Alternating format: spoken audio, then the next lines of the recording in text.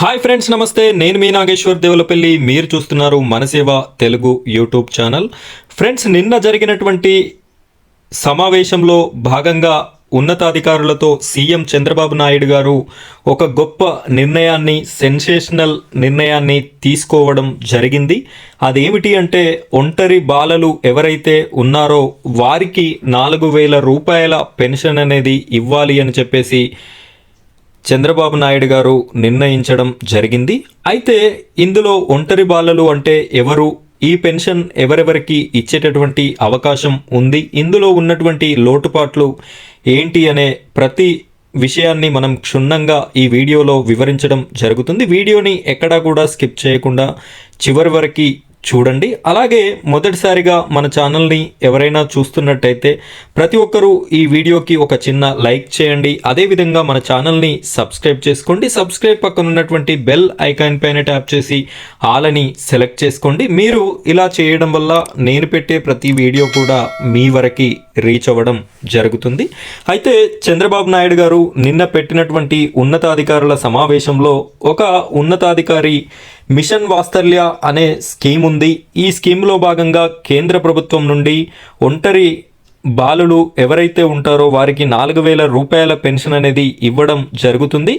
ఇందులో ఉన్నటువంటి మార్గదర్శకాల కారణంగా దీని ఇంప్లిమెంటేషన్ అనేది సరిగ్గా అమలు కావడం లేదు అని ముఖ్యమంత్రి గారికి వివరించడం జరిగింది. దానికి సానుకూలంగా స్పందించినటువంటి ముఖ్యమంత్రి చంద్రబాబు నాయుడు గారు, నేను కేంద్ర ప్రభుత్వంతో మాట్లాడుతాను, ఈ మిషన్ వాత్సల్య అనే పథకాన్ని మనమే డైరెక్ట్గా ఆంధ్రప్రదేశ్ రాష్ట్రంలో అమలు చేయడానికి మార్గదర్శకాలని రూపొందించండి. కేంద్ర ప్రభుత్వం మార్గదర్శకాలు ఏవైతే ఉన్నాయో వాటన్నిటి నివేదిక నాకు ఒకసారి చెప్పండి అని చెప్పేసి ఉన్నతాధికారిని ఆదేశించడం జరిగింది.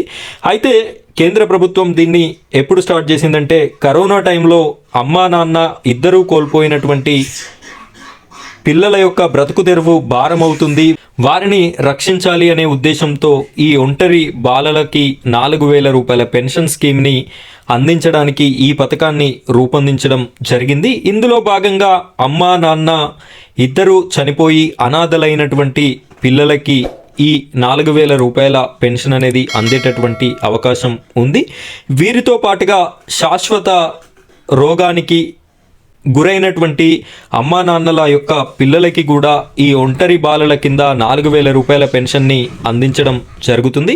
శాశ్వత రోగాలు అంటే కిడ్నీ బారిన పడినటువంటి పేరెంట్స్కి కానీ, అదేవిధంగా HIV, AIDS లాంటి ప్రాణాంతక వ్యాధులు సంబంధించినటువంటి వారి పిల్లలకు కానీ ఇలాంటి ఒక స్కీమ్ని ఇంప్లిమెంటేషన్ చేయడం జరుగుతుంది. అదేవిధంగా 2015 బాలల సంరక్షణ చట్టం కింద వచ్చేటటువంటి పిల్లలందరికీ కూడా ఈ పథకాన్ని ఇంప్లిమెంటేషన్ చేసేటటువంటి అవకాశం ఉంది. అందులో భాగంగా బాల్య వివాహాలు చేసుకున్నటువంటి పిల్లలు కానీ, అదేవిధంగా భిక్షాటన చేసేటటువంటి పిల్లలు కానీ, ఇలాంటి వారందరికీ కూడా ఈ పథకాన్ని ఇంప్లిమెంటేషన్ చేసేటటువంటి అవకాశం ఉంది. ఇది చాలా రకాలుగా చాలామంది పేద పిల్లలకి, అమ్మా నాన్న లేనటువంటి పిల్లలకి చాలా బాగా ఉపయోగపడేటటువంటి పథకం కాబట్టి ఈ పథకం ప్రతి ఒక్కరికి చేరే విధంగా మీ వంతు ప్రయత్నంగా మీరు ఈ వీడియోని లైక్ చేయండి, వీడియోని షేర్ చేస్తారని మనస్ఫూర్తిగా కోరుకుంటున్నాను. ఆంధ్రప్రదేశ్ రాష్ట్రంలో